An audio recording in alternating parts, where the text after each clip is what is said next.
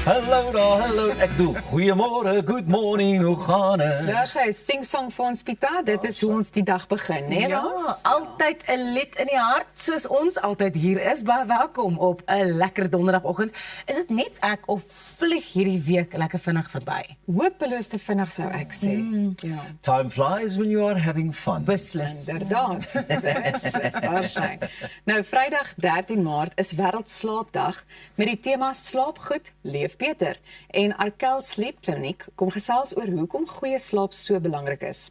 Ons ontmoet die 15-jarige kartingster Emma Rose Dowling van Benoni.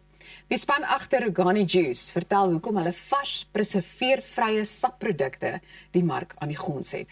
Die Care for Education Foundation wys hoe die Six Bricks projek kinders se kreatiwiteit, nuuskierigheid en probleemoplossingsvaardighede bevorder. Die aktrise Rolanda Maree gesels oor die indrukwekkende teaterproduksie Belofte van Vere, 'n musiek- en woordkunshulde aan Breitenwag. En ons eie Pieter Koen bring vandag vir ons 'n bietjie musiek. Lekker Môre Pieter. is die dag vir 'n nuwe liedjie. Dis hoekom hy so opgewonde is. Ja, daar's 'n lied in die hart en 'n lied op pad na die stromingsdienste. Kan nie wag nie, kan nie wag nie. Baie opgewonde. Ek is so bly, Elsa, dat jy geëindig het op musiek en theater en daai tipe ding, because it brings me to the first part of our oggendpraatjies. Yes, Ja. let's listen. So Timothée Chalamet was until recently the front runner in the Oscars race for Best Actor, Hollywood's Golden Boy, and his role in the film Marty Supreme almost guaranteed him that he was going to be winning that Academy Award, his very first one. Recent backlash has, however, raised questions about whether he is still in the #1 position for this award. The actor sparked debate after saying that no one cares about ballet and opera anymore, upsetting many artists, including my husband, who is a classical musician. The reaction comes as a public perception of Chalamet was already shifting following his controversial persona during the press tour for the film Marty Supreme.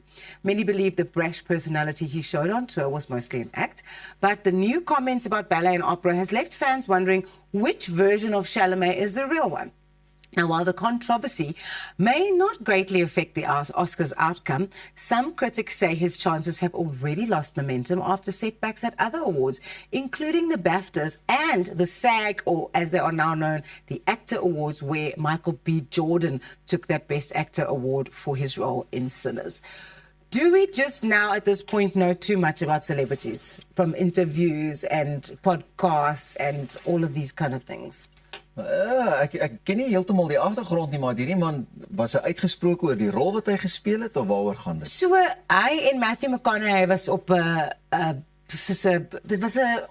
was like actors on actors, so they were kind of like interviewing each other and they were chatting and whatever, and then he said, I'm so happy to be involved in film and not, I kind of am quoting quite loosely, I'm so happy to be involved in film and not an art that is dying like opera or ballet. Gonna. So then all the people that are still involved in opera and ballet and people that still support opera and ballet were like, well, what kind of an artist are you if you are going to kind of be putting different kinds of art against each other, and if you're going to be so negative about where film actually began? Like, I mean, art started on stages and then someone said, oh, let's film it, and then that's where the films came from. So I think he's really shot himself in the foot. Like, I don't think he's done himself any favors, but I do think that because there are so many different platforms for people to speak out on, and there's magazine interviews and podcasts and vloggers and this and that and the other thing, there's so many chances to actually say the wrong thing, and people are just waiting for you to make a mistake. Ja, iets wat jou in die toekoms so 'n bietjie kan potjie ook, né? Ja. En wat jou loopbaan ook betref. En ek dink wanneer jy mens kyk na die bedryf vir die algemeen, ek voel nogal sterk daaroor dat 'n mens meer ondersteunend moet wees ten opsigte van enige vorm van kuns, teater, musiek, maak nie saak nie. Né, Pieter? Oumata, as jy daar sit en jy die geleentheid gehad om nou hierdie verskriklike mooi rol te kan vertolk en jy moet weet daar's soveel ander wat hulle ook die geleentheid kon gee, maar jy is gekies vir 'n spesifieke rede. Ja, moenie nou daarvan gaan misbruik maak nie. En onthou, ek meen, dan gaan die ouens net met die volgende ene sê, "Wel, ons wil nie meer saam met hierdie ou werk nie." Hy is te uitgesproke. Ja. Time to move on. Daar's baie ander wat dit baie meer sal omarm op die regte manier. I think in the press tour as well, people thought it was cute and funny that he was so brash and outspoken and all of that. But what it ook neerkom vir my met hom is that film that he made was such a niche kind of art house film. So to say that when you've been doing a film like that, I think it's just really silly. Tel jou woorde. Tel jou woorde. 'n Storie van 'n ander kleur, die minister van Indiensneming en Arbeid, Nomokozazana Meth, sê Suid-Afrikaners mag nie bloot oor hulle ouderdom van werksgeleenthede uitgesluit word nie. Dit volg na kommer dat mense tussen die ouderdomme van 34 en 50, ek en julle is glad nie daar nie, want ons is nou onder 34, soms misgekyk word wanneer poste gevul word. Volgens Statistics South Africa is die land se werkloosheidssyfer tans 33,9%, een van die hoogste ter wêreld. Die minister sê die Employment Equity Act verbied onregverdige diskriminasie op grond van ouderdom. En mense wat voel hulle is benadeel kan 'n klag by die Commission for Conciliation, Mediation and Arbitration indien, die CCMA. Ja. So, het julle al gevoel julle is 'n bietjie een kant toe geskuif weens jou ouderdom?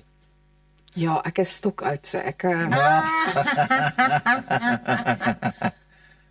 You know what I do want to say? Ek is, en Pieter, jy weet dit, want ons het saam begin, Ja. toe ek begin werk, het was daar op Kwela, maar ek dink, ek het so gevoel gehad, ek voel dit nou nie meer nie, but I feel sometimes like I'm aging out of the industry. As 'n mens kyk nou na die werk wat beskikbaar is vir aanbieders, daar's baie geleenthede. Ek sê nie dit gebeur die heeltyd nie, maar daar is baie geleenthede waar dit amper gegee word vir mense wat jonger is, mense wat meer sosiale media volgelinge het, mense wat smaakmakers is liewer as uitsaaiers of mense met ervaring in aanbieding.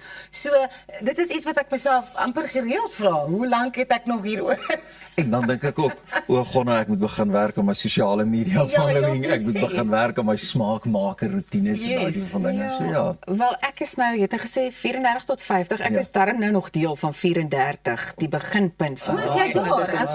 Okay. Maar ek dink vir my gaan dit ook meer oor die feit dat wanneer ons spesifiek fokus op ons bedryf, voel dit vir my asof dit in hierdie stadium nogal oorvol is wat talent betref. En ek dink dit maak dit 'n bietjie moeiliker. Jy weet om werk. Dit gaan nie vir my, ek weet nou Statistiek Suid-Afrika stel hierdie syfers bekend en dit maak sin. Maar ek dink ook die ander invalshoek vir my is dat jy weet daar is soveel talent, soveel mense wat die werk kan doen en ek dink in ons bedryf spesifiek is dit net in hierdie stadium 'n bietjie oorvol. Maar ons is dankbaar dat ons hier kan wees. Ja, ons is verskriklik. Baie dankie dat ons hier kan wees, julle hoor. En ek dink ook, net om af te sluit, ek dink daar is soveel mense wat hierdie werk wil doen want dit lyk baie glamorous en dit lyk baie maklik en ek dink mense wat goed is daarin, laat dit maklik lyk en dit dan daar gelaat. Ag, dankie aan al ons kykers wat vir ons jonk en op ons toon hou, hoor. Baie dankie. Dit is so heerlik en dit is so lekker om te weet julle is ook saam met ons ingeskakel. Die naweek wink vir ons, maar ons is hier saam met julle op Goeiemôre, good morning, met nog baie waarna jy kan uitsien in vandag se program. Moenie weggaan nie.